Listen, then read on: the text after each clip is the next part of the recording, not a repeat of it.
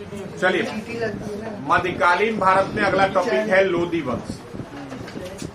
लोदी वंश से जो सवाल बनता है, केवल वंश की बात करिएगा तो लोदी वंश को मकबरों का काल कहकर संबोधित किया जाता है।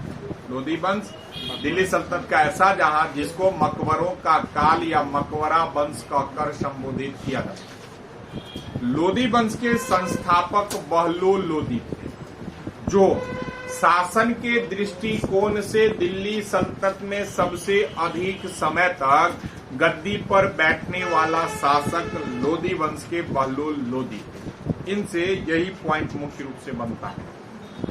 इसके बाद आता है सिकंदर लोदी। सिकंदर लोदी तो मकबरा का काल कहें तो पिता का मकबरा बनवाता है। कहा जाता है सिकंदर लोदी के संदर्भ में कि इसने भूमि की पैमाइश कराकर कल वसूल करने के कार्य को प्रारंभ किया। दूसरा पॉइंट यहां से बनता है, यह गुलरुखी के नाम से कविता लिखा करता था। इसने 2-3 उर्दू ग्रंथ की भी रचना किया। इसने 1504 ईस्वी में जो है आगरा शहर की स्थापना यमुना नदी के किनारे करता है, जिसे 1506 ईस्वी में अपना राजधानी बना देता है। इनको धर्म के मामला में कट्टरवादी विचारधारा की व्यक्ति माना जाता है। इन्होंने ज्वालामुखी मंदिर पर आक्रमण करके वहां की मूर्तियों को तुड़वाता है और उससे मांस तौलवाने के कार्य को संपन्न। इसके बाद अंतिम शासक आते हैं इब्राहिम लोदी। इब्राहिम लोदी दिल्ली सल्तनत का और लोदी वंश का अंतिम शासक था। गद्दी पर आते हैं, आने के बाद राणा संगा से यह पराजित हो जाते हैं। पराजित होने के बाद राणा संगा और कुछ इतिहासकारों के अनुसार दौलत खान लोदी वगैरह ने इनके शासन काल में बाबर को भारत बुलाते हैं, जिस आमंत्रण को बाबर स्वीकार करते हैं और स्वीकार करके बाबर वहां से चलकर भारत पहुंच जाते हैं, जहां पर बाबर और इनके बीच 1526 ईस्वी में पानीपत का प्रथम युद्ध लड़ा गया, जिसमें इब्राहिम लोदी पराजित होते हैं और बाबर विजय होता है और मुगल वंश की स्थापना। यही कुछ महत्वपूर्ण लोदी वंश। आइए क्वेश्चन पर। तो पहला क्वेश्चन आपका कहता है, निम्नलिखित सल्तनत शासकों में कौन अफगान मूल के थे? अफगान मूल के थे लोदी लोग। अफगानी मूल के थे लोदी।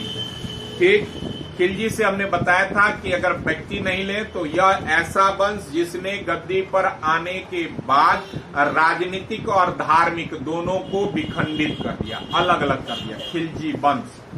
ठीक, तुगलक से कहिएगा तो यही वंश की बात करें, व्यक्ति नहीं तो तुगलक वंश सबसे अधिक समय तक गद्दी पर बैठा हुआ।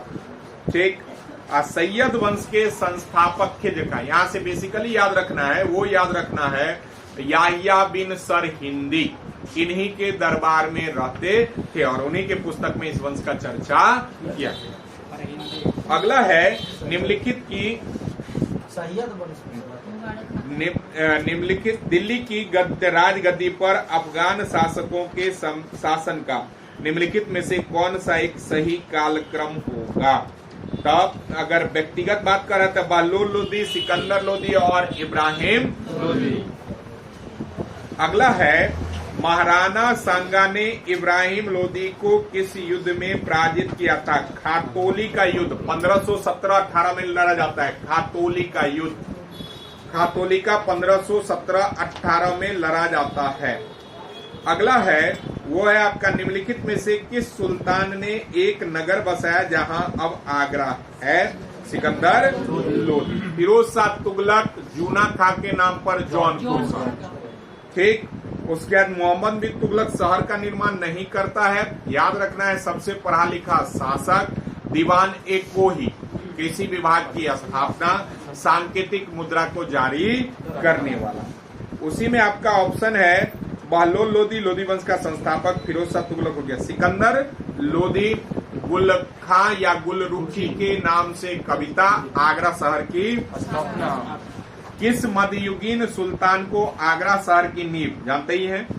हो जाएगा सिकंदर लोदी। इल्तुतमिश दिल्ली को राजधानी बनाता है। मोहम्मद बिन तुगलक अभी बताएं, फिरोज शाह तुगलक बताएं। फिरोज शाह तुगलक वैसे याद रखेगा तो 2 बार राज्याभिषेक करवाने वाला फिरोज शाह तुगलक, अपने जीवनी या आत्मकथा को लिखने वाला फिरोज शाह तुगलक। जैसे यहाँ पर ये आत्मकथा लिखता है, वहां पर मुगल वंश में बाबर आत्मकथा लिखता है और जहांगीर अपनी आत्मकथा को लिखता है। जैसे यहाँ पर यह 2 बार राज्याभिषेक, वहां पर औरंगजेब 2 बार राज्याभिषेक। अगला है आगरा नगर की स्थापना किस शासक ने किया था? तो क्या हो जाएगा? सिकंदर लोदी। अकबर जो है इसने करवाया था, फतेहपुर सिकरी बाबर करवाता है, अकबर कोई शहर के रूप में नहीं है। ऐसे कहिएगा तो आप सब लोग जानते हैं, दास प्रथा को समाप्त, जजिया कर को समाप्त। महत्वपूर्ण याद रखिएगा, ये सब आपको पता है। नौरोज प्रथा या फारसी बलबन, यहाँ दिल्ली सल्तनत में बलबन, वहां पर अकबर, याद रखिएगा। शाहजहां के काल को स्थापत्य कला का स्वर्ण काल कहा जाता है। स्थापत्य की कला का स्वर्ण काल शाहजहां के काल। ठीक। अगला है निम्न में से किसने गुलरुखी उपनाम से? तो सिकंदर लोदी। निम्नलिखित में से किसने आगरा की स्थापना किया था? सिकंदर लोदी। बलबन। बलबन रक्त लौ एवं रक्त सीधा पाबोस नियामते खुदाई स्वयं का मकबरा या इस्लामिक पद्धति से स्वयं का मकबरा बनवाने वाला बलबन।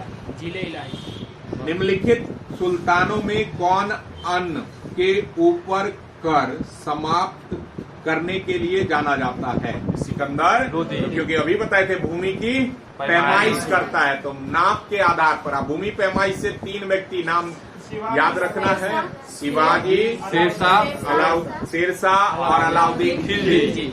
ठीक ना? शेरशाह नहीं पूछता है, पूछा जाता है अलाउद्दीन खिलजी, शिवाजी और सिकंदर लोदी। ठीक। फिरोज शाह। गयासुद्दीन तुगलक, तुगलक वंश का संस्थापक। नहर का प्रारंभ करना गयासुद्दीन तुगलक। 29 बार इसके समय में। अगला है निम्नलिखित में से किस क्रम में दिल्ली पर शासन किया था? नीचे दिया। तो सबसे पहले हो जाएगा, वो हो जाएगा गुलाम, गुलाम के बाद खिलजी, खिलजी के बाद सैयद, सैयद के बाद लोदी। कौन गुलाम वंश का नहीं है? इब्राहिम लोदी या लोदी वंश का व्यक्ति है। कुतुबुद्दीन ऐबक लाख बख्श कहकर संबोधित करने वाला कुतुबुद्दीन ऐबक। हातिम द्वितीय इसको कहा था मिनहाजुस सिराज ने।